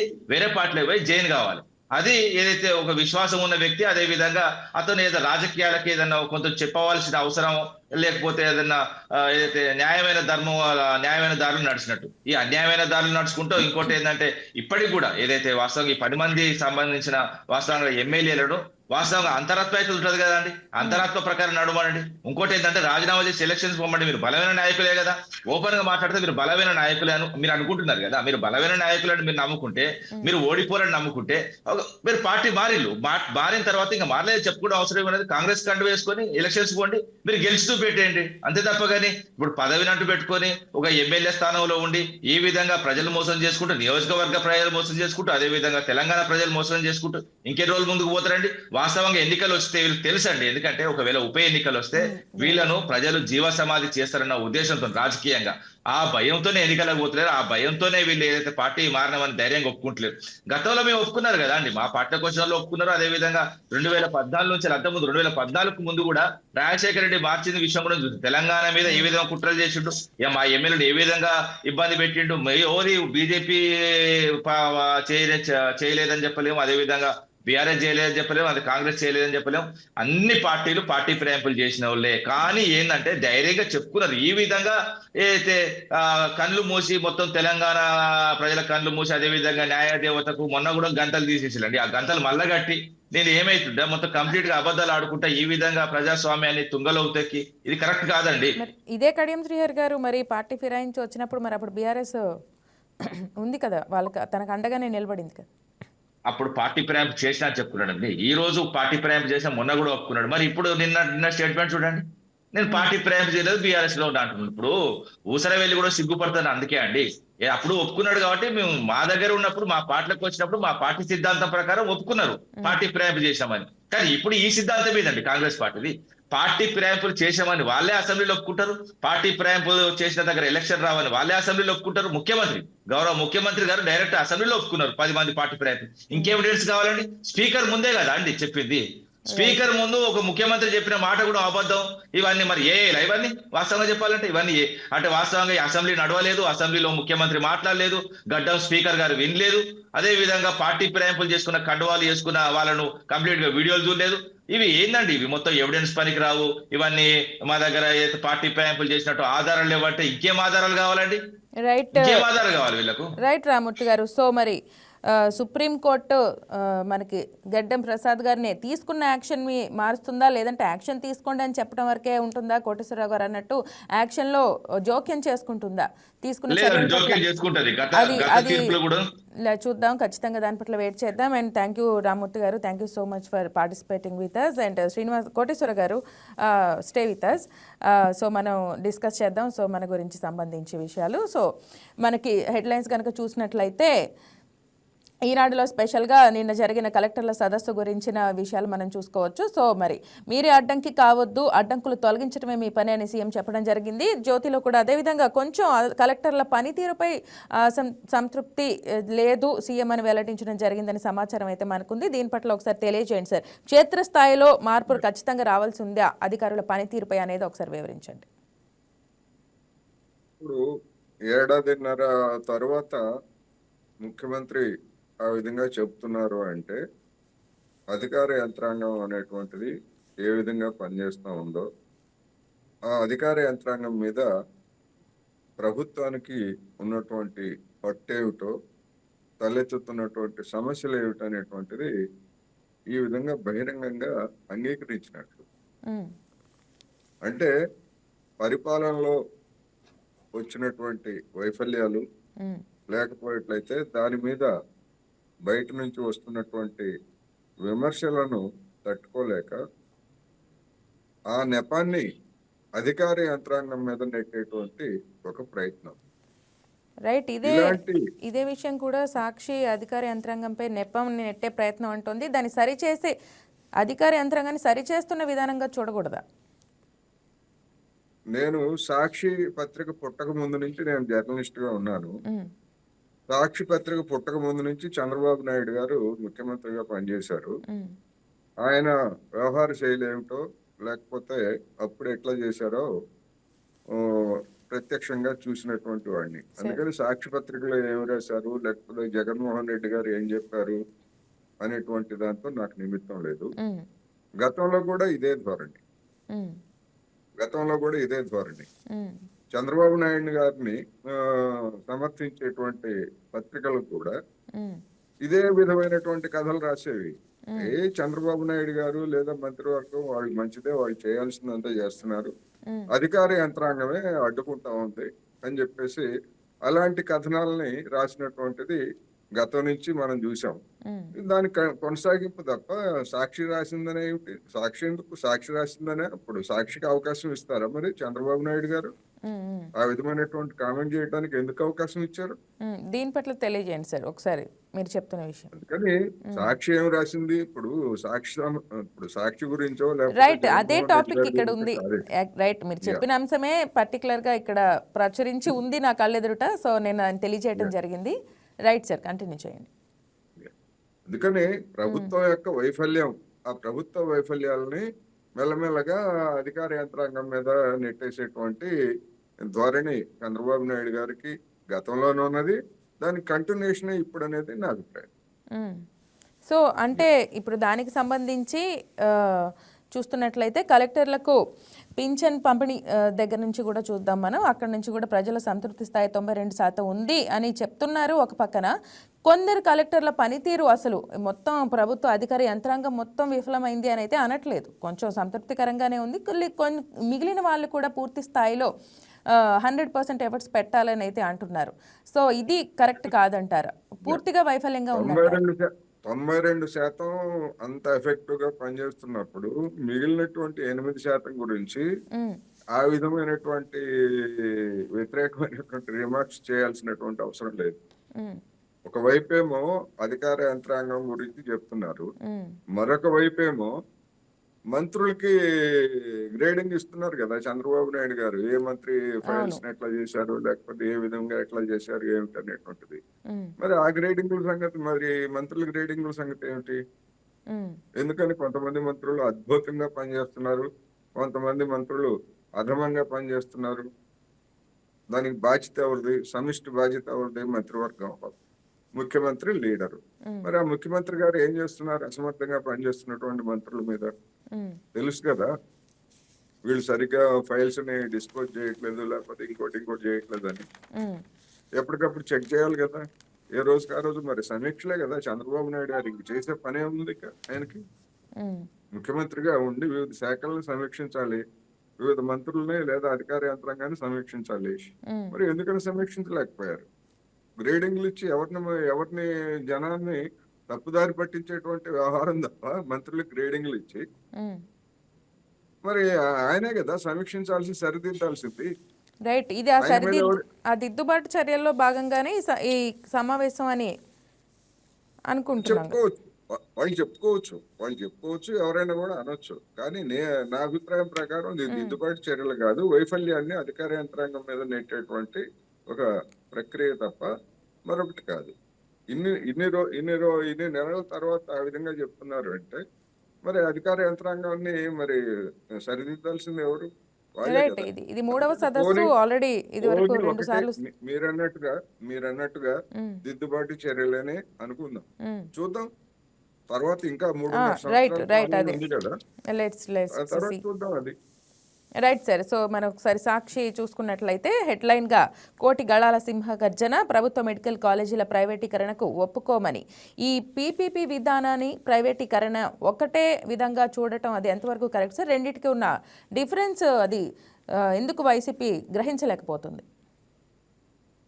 నేను మళ్ళా చెప్తున్నా, వైసీపీ అనేటువంటి దాన్ని పక్కన పెట్టండి. పీపీపీ అనేటువంటిది వైసీపీతో రాలేదు, లేకపోతే సాక్షి పత్రికతో రాలేదు. పీపీపీ విధానం అనేటువంటిది అంతకు ముందు నుంచే ఎప్పటి నుంచో ఉన్నది. అవును. పీపీపీ విధానం అంటే అది ప్రైవేటీకరణకు మొదటి మెట్టు. ఓకే. ప్రైవేటీకరణకు మొదటి మెట్టు. ఉమ్, ప్రభుత్వానికి చెందినటువంటి ఆస్తులు లేదా ప్రభుత్వానికి చెందినటువంటి నిధుల్ని ప్రైవేట్ వాళ్ళు మేనేజ్ చేయటం. ప్రభుత్వం పేరుతోటి యాజమాన్యమేమో ప్రభుత్వం అనే ఉంటది, కానీ మేనేజ్ చేసేదంతా ప్రైవేట్ వాళ్ళు. ఉమ్, అంటే ఏంటి? అదే విధమైనటువంటి పీపీపీ పద్ధతిని మరి రాష్ట్ర ప్రభుత్వంలో కూడా పెట్టొచ్చు కదా. ప్రైవేట్ వాళ్ళకి మంత్రులని మీద పనిచేసేటువంటి వాళ్ళు మంత్రులు ఉంటారు, వాళ్ళ మీద మరి ప్రైవేట్ వాళ్ళని పెట్టి సమర్థవంతంగా పనిచేయొచ్చు కదా. మంత్రివర్గంలో కూడా ఒక మెడికల్ కాలేజీలు లేకపోతే ఇంకొక ఇంజనీరింగ్ కాలేజీలు ఇవే కాదు కదా. మంత్రులు కూడా సరిగ్గా పనిచేయట్లేదనే కదా ర్యాంకులు ఇచ్చింది. అందుకని పీపీపీ పద్ధతి అనేటువంటిది ఒక అందమైనటువంటి ముసుగు, ప్రైవేటీకరణకు మొదటి మెట్టు. రైట్. అయితే మరి కోటి సంతకాల సేకరణ ప్రతి సంతకం కూడా యాజ్ ఎ సిటిజన్ దగ్గర నుంచి వచ్చిందని మీరు అభిప్రాయపడుతున్నారా? అది నేనెట్లా వచ్చిందని రాలేదని నేనెట్లా చెప్పగలను? ఎందుకంటే మీ అభిప్రాయం సార్, వెరిఫై చేయటం కాదు కదా. మీ అభిప్రాయం యాజ్ ఏ అనలిస్ట్గా ప్రతి సంతకం కూడా పౌరుడు ఖచ్చితంగా పెట్టి ఉంటాడంటారా? దీంట్లో ఎటువంటి లొసుగులు లేవంటారా?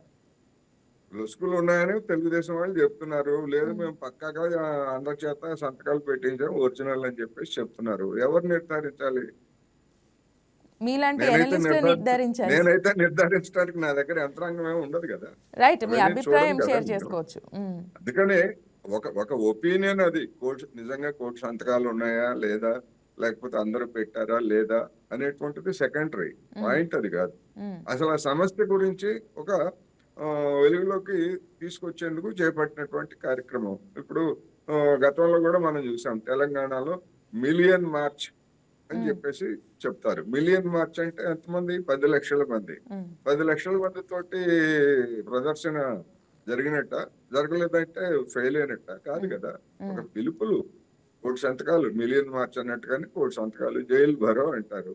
జైలు భరో అనగానే అందరూ మరి తెలుగుదేశం వాళ్ళు కావచ్చు, కమ్యూనిస్టులు కావచ్చు, వైసీపీ వాళ్ళు కావచ్చు మొత్తం అంతా జైళ్ళకి వెళ్ళి కూర్చుంటారా? కాదు కదా. అందుకని ఇది ఒక క్యాంపెయిన్. ఆ క్యాంపెయిన్ లో ఆ, ఆ విధమైనటువంటి ఒక విధంగా చెప్పాలంటే సంతకాలు కరెక్టా కాదా అని ఇది అసలు సమస్యను పక్కదారి పట్టించేటువంటి ఎత్తుగడ ఇది. ఆ విధానం సరైందా కాదా దాన్ని వదిలిపెట్టేసి వాళ్ళు సంతకాలు పెట్టించలేదు, లేకపోతే ఓటర్ల జాబితాను మా దగ్గర పెట్టుకొని పేర్లు రాశారు, దొంగ సంతకాలు చేశారు, ఇవన్నీ ఈ రాజకీయ పరమైనటువంటి విమర్శలు, జనాన్ని తప్పుదారి పట్టించేటువంటి సమస్య. పిపిపి విధానం అనేటువంటి దాన్ని ఏ విధంగా సమర్థించుకుంటారు? నేను చెప్తున్నారు ముఖ్యమంత్రి గారు రిషికొండ ప్యాలెస్ డబ్బులు కనుక దీనికి ఖర్చు పెట్టేస్తే కొన్ని మెడికల్ కాలేజీలు వచ్చాయని చెప్పి చెప్తున్నారు. ఓకే, అటువంటి విమర్శలను అర్థం చేసుకోవచ్చు. కానీ మీరు ప్రభుత్వం ఒక ఏడాదికి 1000 కోట్లు ఇచ్చి 5 ఏళ్లలోనో 6 ఏళ్లలోనో దశల వారీగా అన్ని మెడికల్ కాలేజీలని పూర్తి చేయాలన్నంత అసమర్థంగా రాష్ట్ర ప్రభుత్వం ఉందా?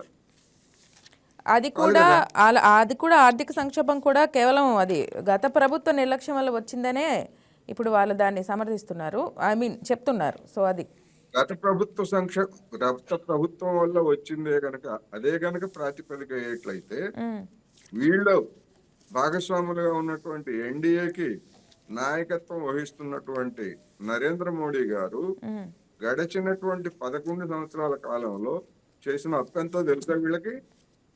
55 లక్షల కోట్లు 2014లో ఆయన అధికారానికి వచ్చినప్పుడు అప్పు ఉంటే ఇవాళ అది 200 లక్షల కోట్లకు పెరిగింది. దాన్నే ఉంటారు. అందుకని ప్రభుత్వాన్ని మరి పిపిపి పద్ధతుల్లో నరేంద్ర మోడీ గారు నడిపేస్తారా? నడపమనండి. మరి వ్యతిరేకిస్తున్న ఈ ప్రభుత్వమే మనకి గత ప్రభుత్వం 108 వాహనాలు ఇవన్నీ కూడా క్యాత్ ల్యాబ్స్ ఇవన్నీ కూడా పీపీపీ విధానంలోనే నడిపింది అని ఇటీవల మనకి సత్యప్రసాద్ గారు చేయడం జరిగింది. అది మరి దాన్ని ఎందుకు అప్పుడు వాళ్ళు ఎంకరేజ్? అందుకనే నేను చెప్పేది అసలు పీపీపీ విధానమే వైసీపీ అమలు జరిపినా తెలుగుదేశం అమలు జరిపినా ఎవరు అమలు జరిపినా గానీ అది ప్రైవేటీకరణకు తొలిమెట్టు. అందుకని పిపిపి విధానాన్ని మేము వ్యతిరేకిస్తున్నాము అని చెప్పడానికి వైసీపీకి కూడా నైతిక పరమైనటువంటి హక్కు లేదు. ఒక ప్రతిపక్ష పార్టీగా దాన్ని రాజకీయం చేయొచ్చు తప్ప నైతికంగా చంద్రబాబు నాయుడు అయినా, జగన్మోహన్ రెడ్డి గారైనా, తెలుగుదేశం అయినా, వైసీపీ అయినా లేదా జనసేన అయినా గానీ అనుసరించేటువంటి విధానాలన్నీ అవే. విధానాల్లో ఎలాంటి తేడా లేదు. ఎక్కడ పంచాయతీ అంటే అధికారం దగ్గర పంచాయతీ వీళ్ళకి. ఉదాహరణకు మనం అదే ప్రాతిపదిక తీసుకున్నట్లయితే స్మార్ట్ మీటర్లు పెట్టడం. స్మార్ట్ మీటర్లు పెట్టడాన్ని మరి ప్రతిపక్షంలో ఉండగా తెలుగుదేశం పార్టీ తీవ్రంగా వ్యతిరేకించింది కదా. ఆ పెట్టేటువంటి వాటిని బద్దలు కొట్టమని చెప్పేసి మరి ఇదే లోకేష్ గారు, చంద్రబాబు నాయుడు గారు వీళ్ళందరూ జనానికి చెప్పారు కదా. అప్పుడేమో వైసీపీ అధికారంలో ఉంది కనుక ఆ విధంగా చెప్పారు. ఇప్పుడు వీళ్ళు అధికారానికి వచ్చారు కనుక వీళ్ళే ఆ స్మార్ట్ మీటర్లని బిగిస్తున్నారు. మరి వీళ్ళకు ఉన్నటువంటి చిత్తశుద్ధి ఏమిటి అలా అనుకున్నప్పుడు? అందుకని నేను అందుకే చెప్తున్నా, ఇద్దరు ఒకటే. ఇప్పుడు ఆ స్మార్ట్ మీటర్ల గురించి జగన్మోహన్ రెడ్డి గారు మాట్లాడరు చూడండి. ఎక్కడ ఇంతవరకు స్మార్ట్ మీటర్ల గురించి వ్యతిరేకించినట్టు కానీ లేకపోతే దాని మీద నేను ఉద్యమం చేస్తానని కానీ సంతకాలని జగన్మోహన్ రెడ్డి గారు మాట్లాడరు, వైసీపీ మాట్లాడరు. ఎందుకని? వాళ్ళే చేశారు. అది అంతే. ఇప్పుడు ఇది మాట్లాడుతున్నారు వీళ్ళు పీపీపీ సో సపోజ్ మీరు చెప్పినట్టే అనుకుందాం ఇద్దరు స్మార్ట్ మీటర్ల విధానంలో ఒకే తాటిపై ఉన్నారు అనుకుంటే మరి పీపీపీ విధానంలో కూడా మరి అప్పుడు వైసీపీ మాట్లాడకూడదు కదా? మాట్లాడకూడదు కానీ మాట్లాడుతూ ఉంది. అందుకనే దానికి ఆ విధమైనటువంటి నైతిక హక్కు లేదు. నేను అందుకనే దాన్ని పక్కన పెట్టేయండి. ఇప్పుడు నేనేమంటున్నానంటే వీళ్ళు ఏం చెప్తున్నారు, ఈ పీపీపీ పద్ధతిలో పేద విద్యార్థులకి లేదా పేదవాళ్ళకి ఎక్కువ సీట్లు వస్తాయని చెప్పేసి చెప్తున్నారు. రిజర్వేషన్స్ ఉంటాయా? 50% సీట్లే కదా రిజర్వేషన్స్ ఉండేది. మిగిలినటువంటి 50%లో రిజర్వేషన్స్ ఉంటాయా? ఎట్లా వస్తాయి? కాలేజీలు పెడితే సీట్ల సంఖ్య పెరగచ్చు కానీ రిజర్వేషన్ సంఖ్య పెరగదు కదా. 50% సీట్లు అమ్ముకోవడానికి వీళ్ళు అవకాశం ఇస్తున్నప్పుడు అమ్ముకోవడం అంటే ఎవరు? పేద వ్యవసాయ కార్మికుడిగా ఉన్నటువంటి వాడు, లేకపోతే చేతి వృత్తులు చేసుకునేటువంటి శక్తిని వాళ్ళు అంత పెద్ద మొత్తం పెట్టి పేదలు సీట్లు కొనుక్కోగలరా? రైట్. అంటే ఇప్పుడు వాళ్ళు ఖచ్చితంగా మేలు జరుగుతుంది అని అయితే ప్రభుత్వం చెప్తుంది. ఖచ్చితంగా అంటే ఎటువంటి కూడా పీపీపీ విధానం వల్ల అసలు ఎటువంటి మేలు జరిగే అవకాశం లేదంటారా? నేను అదే చెప్తున్నా. ఇప్పుడు విమానయానాలన్నింటినీ ప్రభుత్వ రంగంలో ఉన్నటువంటి విమాన సంస్థల్ని అమ్మేసి ప్రైవేటీకరించారు. ఇండిగో ఏ విధమైనటువంటి పెర్ఫార్మెన్స్ చూపించిందో, ఏ విధమైనటువంటి ఇబ్బందులు పెట్టిందో చూసాం కదా మనం. మ్మ్. మరి ఏం చెప్తారు? దానికి ఏం చెప్తారు? ఇది ఏదో భవిష్యత్తులో రాబోయేటువంటి రోజుల్లో మేమంతా చెప్తున్నాము, ఉపయోగం కలుగుతుంది అంటున్నారు. ఆ ఉపయోగం అయితే ప్రభుత్వమే చేయొచ్చు కదా. మ్మ్. ప్రభుత్వం అంత అసమర్థంగా ఉందా అని నా ప్రశ్న. రైట్. ప్రభుత్వం అసమర్థంగా ఉందా? లేదు కదా. ఇప్పుడు రైట్, దాని గురించి ఖచ్చితంగా ప్రభుత్వం సమాధానం అయితే అందిస్తుంది. అంటే ఫర్దర్గా ప్రభుత్వానికి ఇది ఫర్దర్గా అంటే మళ్ళీ ఎలక్షన్స్ టైం వచ్చేసరికి ఇది వ్యతిరేకత అవుతుంది అనేది ప్రభుత్వానికి ఆ స్ఫురణలో ఉంటుంది కదా, ఒకవేళ తప్పిదం ఏమైనా జరిగితే. ప్రభుత్వానికి ఉంటుందా ఉండదా అనేటువంటి దాంతో నాకైతే నిమిత్తం లేదు. జనానికి సంబంధించినటువంటి సమస్యలు ప్రధానంగా ముందుకు వస్తాయి. ఒక మెడికల్ కాలేజీని పీపీపీ పద్ధతిలో పెట్టారా, లేకపోతే ప్రైవేటీకరించారా, అంత కాన్షియస్ గా జనం ఒక మెడికల్ కాలేజీ విషయంలోనో, ఒక ఇంజనీరింగ్ కాలేజీ విషయంలోనో జనం వ్యతిరేకత పెంచుకొని ఓటేసేటువంటి పరిస్థితి లేదు. మిగిలిన మొత్తంగా ఓవరాల్ గా ప్రభుత్వ పనితీరు ఎట్లా ఉంది అనేటువంటిదే ప్రధానమైనటువంటి చూస్తారు. ఏమిటి? ఎంప్లాయ్మెంట్, దారిద్ర్యం, జీవన పరిస్థితుల మెరుగుదల, ఇవి కదా ప్రధానమైనటువంటివి. ఒక మెడికల్ కాలేజీ ప్రైవేటీకరిస్తే లేకపోతే పీపీపీ పద్ధతిలో పెడితే సామాన్యుడికి ఆ రోజు భుక్తి గడవని పరిస్థితి ఏం కాదు కదా. ఇప్పుడు ఉదాహరణకి కేంద్ర ప్రభుత్వము మహాత్మా గాంధీ పేరు తీసేసి ఉపాధి హామీ పథకంలో అనేకమైనటువంటి మార్పులు చేసింది. దాన్ని హక్కుగా ఉన్నటువంటి దాన్ని స్కీమ్ కింద మార్చింది. హక్కుగా ఉన్నటువంటి దాన్ని స్కీమ్ కింద మార్చడం అంటే ప్రభుత్వాలు, రాష్ట్ర ప్రభుత్వం గాని లేదా కేంద్ర ప్రభుత్వం గాని దయాదాక్షిణ్యాల మీద ఇచ్చేటువంటి సంక్షేమ పథకం అది. దాన్ని ఎప్పుడైనా రద్దు చేయొచ్చు. రైతు భరోసా లేకపోతే ఇంకోటి ఇట్లాంటి స్కీమ్స్, ఇవన్నీ స్కీమ్స్ ఎప్పుడైనా రద్దు చేయొచ్చు. రైట్ కాదు కదా. రాష్ట్ర ప్రభుత్వాల మీద 40% భారం మోపుతుంది ఇప్పుడు కేంద్ర ప్రభుత్వము. ఆ 40% భారం మోపేటువంటి పరిస్థితుల్లో మరి ఆంధ్రప్రదేశ్ లో 40% భారం మోపడానికి ఇప్పుడు మెడికల్ కాలేజీల గురించే మేము ఇంత పెద్ద అని చెప్పేస్తున్నారు. మరి ఈ 40% భారాన్ని కూడా మరి ఈ పనులను కూడా మరి పీపీపీ పద్ధతుల్లో చేపడుతుందా రాష్ట్ర ప్రభుత్వం? గ్రామీణ ఉపాధి కార్యక్రమాన్ని కూడా ఇలాంటి అనేకమైనటువంటి సమస్యలు ఉంటాయి. అందుకని మనం ఒకదాన్నే చూసి వ్యతిరేకతను అనుకూలమనో ఆ విధంగా కాదు. అనేక అంశాలు ఉదాహరణకి ఇవాళ నరేంద్ర మోడీ గారు అమెరికా తోటి నేను మిత్రుడు, ట్రంప్ నా స్నేహితుడు అని చెప్పేసి చెప్పుకున్నారు.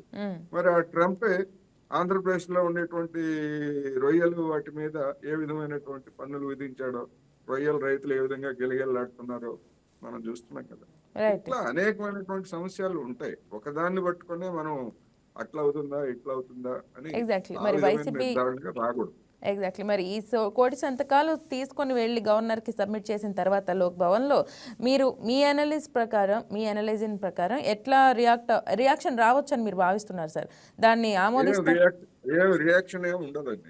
రియాక్షన్ ఏమి ఉండదు. ఆ కోటి సంతకాల పత్రాలని తీసుకెళ్ళడానికి వాళ్ళకి ఆటోల్లో తీసుకెళ్తే ఆటో ఖర్చులు దండగా, కార్లో తీసుకెళ్తే పెట్రోల్ ఖర్చులు దండగా. పైగా చలికాలం ఏమన్నా చలిమంటలకు ఉపయోగపడచ్చు అంటారా? అది అట్లా చేయర్లేండి. అట్లా చేస్తే అది ప్రభుత్వానికి, వ్యవస్థకి చెడ్డ పేరు వస్తుంది. అందుకని అట్లా ఏం చేయరు. తర్వాత కిలో లెక్కన అమ్మేస్తారు. అది వేరే అంశం. ఎందుకంటే కేంద్ర ప్రభుత్వమే ఆ విధానాన్ని ప్రోత్సహిస్తున్న తర్వాత గవర్నర్ ఏం చేస్తాడు? కేంద్ర ప్రభుత్వానికి రబ్బర్ స్టాంప్ తప్ప గవర్నర్ చేసేది ఏం లేదు. ఇట్లా వచ్చాయా సంతకాలు, ఎన్ని కిలోలు వచ్చాయి అని చెప్పేసి రాష్ట్ర ప్రభుత్వాన్ని చెప్తారు. ఓకే అంటారు, అయిపోతుంది. రైట్. సో ఇది చూస్తున్నట్లే మీరు ఇందాక ఒక అంశం మనకు కాగితాలతో కాకిల కుస్తీ టెక్నాలజీకి దూరంగా క్షేత్రస్థాయి పోలీసులని ఆంధ్రజ్యోతిలో మనకు మెయిన్ ఎడిషన్లో రావటం జరిగింది. అంటే అధికార పార్టీకి ఇందాక మీరు అన్నారు కొన్ని పత్రికలు వాళ్ళకి అనుకూలంగా వార్తలు వస్తాయి, లేదు ఉన్నది కూడా ప్రచురిస్తున్నారని నేను అంటున్నాను. సో దాని ప్రకారం చూస్తే ఈ గవర్నెన్స్కు మెయిన్ హెడ్ క్వార్టర్స్లో టెక్నాలజీ అనేది క్షేత్రస్థాయి వరకు వెళ్ళట్లేదు. ఎస్పెషల్గా ఏదైతే భద్రతా రంగం ఉందో వాళ్ళకి క్షేత్రస్థాయి వరకు టెక్నాలజీ వెళ్ళట్లేదు అనేది అయితే కనిపిస్తోంది. దీని పట్ల ఒకసారి మీ వివరణ చూడాలి. ఇప్పుడు కేసు టు కేసు మనం చూడాలి. టెక్నాలజీ అనేటువంటి దానికి వచ్చేసరికి ఇప్పుడు మీ సేవా కేంద్రాలు ఉన్నాయి. మీ సేవా కేంద్రాలు లేకపోయేట్లయితే స్మార్ట్ ఫోన్ల ద్వారా కొన్ని ఇప్పుడు చలానా చెల్లింపులు ఉన్నాయనుకోండి. ఇంతకుముందు మీ సేవా కేంద్రాలకు వెళ్తే సరిపోయేది. ఇప్పుడు మీ సేవా కేంద్రాలకు కూడా వెళ్ళక్కర్లేదు కదా. ఆ పోర్టల్ లాగిన్ అయ్యి లేదా చలానా ఎవరైతే విధించారో పోలీసులు ఎవరైతే విధించారో మన స్మార్ట్ ఫోన్ నుంచే మనం పే చేయొచ్చు. అందుకని సాంకేతిక పరమైనటువంటి అలాంటి సౌలభ్యాలు ఉన్నాయి. కాకపోతే ఆ విధమైనటువంటి సౌలభ్యాలు కొన్ని సేవలకు సంబంధించి మెరుగైన పరిస్థితి ఉంది. దాన్ని ఆ మేరకు ఉపయోగించుకోవచ్చు. దాన్ని ఎవరు తప్పుపట్టరు. కానీ అసలైనటువంటి సమస్య ఎక్కడొస్తుంది? అదే ఎలక్ట్రానిక్ పద్ధతుల్లో అదే విధమైనటువంటి పద్ధతుల్లో నిధుల కేటాయింపు లేదా నిధులతో ఉండేటువంటి పథకాల అమలు దగ్గర అసలైనటువంటి సమస్య వస్తుంది. అందుకని కేసు టు కేసు మనం చూడాలి. ప్రతిదాన్ని మనం తప్పుపట్టాల్సినటువంటి అవసరం లేదు. అలాగని ప్రతిదీ బ్రహ్మాండంగా ఉంది ఇంకేముంది అని అనుకోకర్లా. అలా అనుకునేట్లయితే గతంలో మన జగన్మోహన్ రెడ్డి గారి మీద వచ్చినటువంటి విమర్శ అదే కదా. ఇప్పుడు ఎలక్ట్రానిక్ యుగము డిజిటల్ యుగము తర్వాత 3 రాజధానులు కట్టాల్సినటువంటి అవసరమే ఉంది. ఇక్కడ ఒక దగ్గర నుంచి ఒక కమాండ్ సెంటర్ నుంచి మొత్తం అంతా నడపవచ్చు కదా. రాజధానులు ఫిజికల్ గా విశాఖపట్నంలోను కర్నూలులోను కట్టాల్సినటువంటి అవసరం ఉందనేటువంటి విమర్శలు వచ్చాయి కదా. ఇప్పుడు కూడా అంతే. అందుకని కేసు టు కేసు మనం చూడాలి. ఏ సమస్య మీద ఏ విధమైనటువంటి సమస్యలు వస్తున్నాయి అనేటువంటిది ఇప్పుడు సమస్య. ఇప్పుడు ఉదాహరణకు మనం ఈ ఉపాధి హామీ పథకం గురించి మాట్లాడుకున్నాం. ఉపాధి హామీ పథకం గురించి మరి మారుమూల ప్రాంతాల్లో మరి ఇంటర్నెట్ సౌకర్యము సిగ్నల్స్ సెల్ ఫోన్స్ కూడా సిగ్నల్స్ కూడా ఉండవు కదా. మరి ఇప్పుడు దాన్ని ఒక సమస్యగా చేసి దాన్ని సాకుగా తీసుకొని ఈ పథకాన్ని దుర్వినియోగం చేశారని చెప్పేసి మరి కేంద్రంలో ఉన్నటువంటి పెద్దలు ఆరోపిస్తున్నారు. మరి ఎందుకని ఒకవైపు ఏమో మొత్తం అంతా డిజిటలైజేషన్ అయిపోయింది, ప్రపంచంలోనే మన నెంబర్ 1 స్థానంగా ఉంది అని చెప్పేసి ఒకవైపు గొప్పలు చెప్పుకుంటారు. మరొక వైపు వచ్చేసరికి ఇటువంటి పథకాల్లో ఈ విధంగా సరైనటువంటి సిగ్నల్స్ లేకుండా కారణంగా అక్రమాలు చేస్తున్నారని చెప్పేసి మళ్ళీ చెప్తారు. అంటే 2 మాటలు ఒకే 4 తోటి 2 మాటలు మాట్లాడటం మనం చూస్తున్నాం కదా. వాస్తవ పరిస్థితి ఏమిటంటే సిగ్నల్స్ గ్రామీణ ప్రాంతాల్లో సిగ్నల్స్ ఉండవు, సుదూర ప్రాంతాల్లో అటవీ ప్రాంతాల్లో సిగ్నల్స్ లేవు. మన ఇంటర్నెట్ అంత శక్తివంతంగా ఇంకా తయారు కాలేదు. ఫర్దర్ గా టెక్ పరంగా అభివృద్ధి చెందాలి. పీపీపీ విధానం అయినా కానీ ఇటు చూసుకున్నట్లయితే ఈ గవర్నెన్స్ అయినా కానీ టెక్నాలజీ పరంగా మనం ముందుకు వెళ్ళాలనేదే మన చంద్రబాబు నాయుడు కూటమి ప్రభుత్వం భావిస్తుంది. ఆ పరంగా చాలా అవేర్నెస్ క్రియేట్ చేస్తుందని మనకి తెలుస్తుంది. సో దీని పట్ల ఇంకో రోజు మళ్ళీ మన చర్చ కొనసాగిద్దాం sir. And thank you for joining with us. Thank you Koteswara garu. Let's catch up on another episode. Keep watching YK News. ఇది తెలుగు వారి గుండె చప్పుడు. హాయ్ వ్యూయర్స్, ఈ వీడియో మీకు నచ్చినట్లయితే లైక్ కొట్టి షేర్ చేసి YK టీవీని సబ్స్క్రైబ్ చేసుకోండి.